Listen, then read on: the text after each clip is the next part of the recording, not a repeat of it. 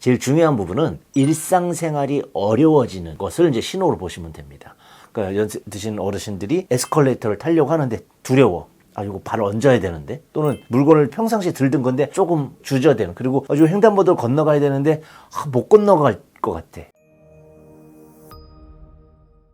노인 인구가 많아지고 기대 수명이 높아지는 것은 전 세계적인 추세입니다. 그러다 보니까 없던 병이 나타나는 것이 아니고 노화가 되면서 적었던 병이 많이 나타나는 그런 사회 현상을 보이고 있죠. 실제 주변에서 보면은 근감소증 정도 되려면 치매나 기타 파킨슨 같은 중풍 환자분들이 팔다리를 거의 못 쓰시는 분들을 연상하시는 경우가 있습니다. 근데 그렇지 않습니다. 실제로 근감소증은 40, 50대부터 진행이 되고요. 특히 이제 기저질환이 있는 분들, 폐질환이라든지 간질환이라든지 당뇨라든지 이런 게 있는 분들은 일찍부터 진행이 되고 있습니다. 그것을 나중에 60대가 돼서 근감소증이 확실하게 진단이 된 이후에 운동과 식이요법을 진행하시는 것은 좀 늦죠. 그래서 지금 이 영상을 보고 계시는 분들 중에 방금 말씀드린 여러 기저질환을 확진받으신 분이라면 40대부터 지금 50대시라면 지금부터 근감소증에 대한 대비를 하셔야 되겠고요. 현재 70대 노인 중에 20%, 5분당 1분 정도는 이제 근감소증을 앓고 계시다고 합니다. 근감소증을 어떻게 진단해야 되는지 모르시는 분들도 많이 계시거든요. 제일 중요한 부분은 일상생활이 어려워지는 것을 이제 신호로 보시면 됩니다. 그러니까 연세 드신 어르신들이 에스컬레이터를 타려고 하는데 두려워. 아, 이거 바로 얹어야 되는데, 또는 물건을 평상시에 들던 건데 조금 주저되는, 그리고 요 횡단보도를 건너가야 되는데 못 건너갈 것 같아. 이제 어르신들 많이 그러시잖아요. 그랬을 때 근감소증을 의심해 보셔야 됩니다. 난 잘 돌아다니는데 하루에 1시간씩 걸어. 사실은 걷는 속도가 굉장히 느린 상태로 걸을 때 의외로 그 근감소증이 잘 해결되지 않는 경우도 많이 있습니다. 근감소증이 신경조직에 문제를 주고 치매를 악화시킬 수 있느냐, 이런 이제 질문이 있었거든요. 실제로 영향이 많이 됩니다. 왜냐하면 전신의 근육이라든지 전신의 신경은 뇌에서 컨트롤을 하는 것이죠. 뇌가 컨트롤을 잘 해서 뇌가 건강해야 사지말단의 감각신경과 운동신경이 건강한 것도 맞지만, 반대로 감각신경과 운동신경이 활발한 자극을 뇌에다 전해줌으로써 뇌를 계속 훈련시키고 활성화해줘야 뇌신경도 발달을 하게 되는데, 근감소증으로 인해서 근육이 잘 움직이지 않게 되면 뇌도 둔해지게 되고요. 뇌의 위축도 더 진행이 되고, 파킨슨이라든지 치매가 있는 분들은 더 증상이 심해지게 되십니다. 그래서 신경조직이 염증이 잘 생기고, 그리고 삭는 거죠. 쉬운 말로 하면. 그리고 치매 환자들이 치매 증상이 더 심해지는. 그래서 우리가 햇볕도 많이 쐬서 비타민 D 합성이라든지 걷기 운동을 통해서 이제 치매에 도움을 줄 수 있다라고 얘기하는 부분에는 이 근감소증이 한몫을 하고 있습니다. 식이요법이 중요한 이유는 이제 단백질 때문입니다. 단백질은 실제로 이제 분해가 되고 새로 생성되고 이런 과정이 이제 하루에 일어날 때도 식사 때에 맞춰서 이제 일어난다고 보시면 되는데요. 결국은 그 단백질 합성과 관련돼서 우리가 단백질 공급을 매끼 해줘야 된다는 뜻입니다. 닭가슴살 100g당 35g 정도가 이제 단백질이고요. 돼지고기 같은 경우는 20% 내외 뭐 이 정도밖에 안 됩니다. 그래서 하루에 체중 1kg당 1g 정도 필요하기 때문에 만약에 60kg이신 분이라면 60g 정도가 필요하고, 60g이면 이 정도 먹으면 되나라고 생각할지 모르겠지만 사실은 돼지고기라면은 5배 정도? 거의 300g 드셔야 되고요. 닭가슴살 같은 경우에도 60g이라면 한 180g? 3배 정도 되니까 이 정도 드셔야 되거든요.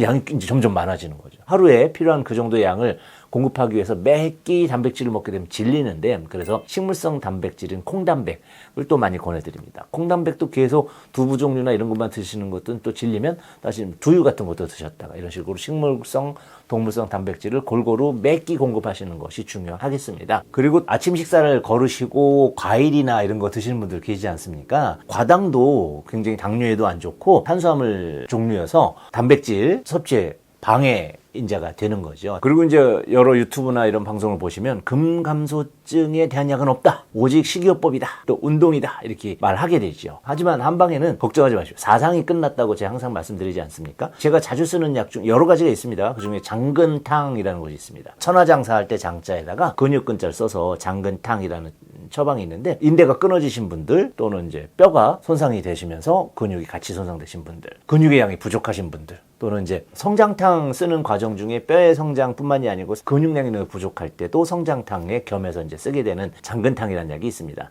장근탕은 근육을 보강해 주기 때문에 단백질이나 이런 식이요법 운동을 가볍게 하는데도 장근탕을 복용하게 되면 빠르게 근육이 증가하는 것을 실제로 느낄 수가 있고요. 또는 이제 폐에 이제 COPD라든지 폐기능이 떨어지신 분들은 폐기능을 올리면서 또 간수치에 문제가 있으신 분들은 저희가 상표 출원되어 있는 이제 마뇌환 같은 경우가 간 기능이 굉장히 좋거든요. 그래서 간수치 GOT-GPT 감마가 떨어지신 분들은 같이 견복을 한다든지 뭐 이런 방법을 통해서 여러 가지 해결책이 준비되어 있습니다. 그래서 근감소증은 단순히 근감소만 단백질을 통해서 해결하는 것이 아니고 한방에서는 양리적인 부분의 접근과 그 사람의 체질을 감안해서 이제 복합적인 해결책을 마련해 드리고 있으니까 적극적인 치료하시면 좋을 것 같습니다. 그리고 이제 근육을 늘리는 운동에 대해서 조금 설명을 드리면 좋겠는데, 저희가 이제 비만형인 경우에는 저중량을 하는 게 좋죠. 예를 들어서 내가 50kg를 한 방에 들을 수 있는 사람은 20, 30kg를 10번, 15번 들을 수 있지 않습니까? 아니면 더 작은 무게 1, 20kg 해가지고 한 50번씩 들을 수도 있겠고, 저중량으로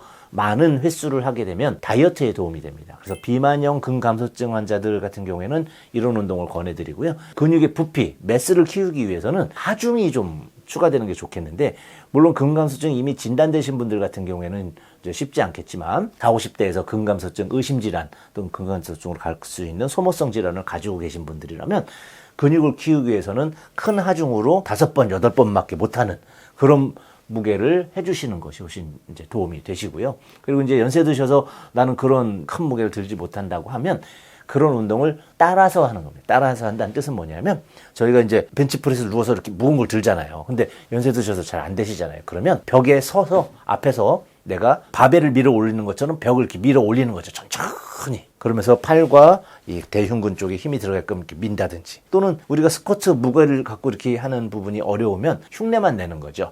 의자에 걸터 앉아서 살짝 다리를 굽혔다 폈다 한다든지, 젊은 사람들이 하중 운동하는 것을 흉내내는 정도의 저항성, 근육의 힘을 줬다 뺐다 해서 내 근육이 혈액을 불러들이고 운동을 시키는구나, 산소 공급이 되는구나 라는 이제 신호를 주게 됨으로써 우리가 먹는 음식이라든지 여러 가지 장근탕이라든지 하는 것들이 근육에 빨리 흡수가 될 수가 있는 겁니다. 그래서 운동은 반드시 하셔야 되는 거, 그렇게 이제 가벼운 운동을 지속적으로 해주는 것을 또 권장해 드립니다. 감사합니다.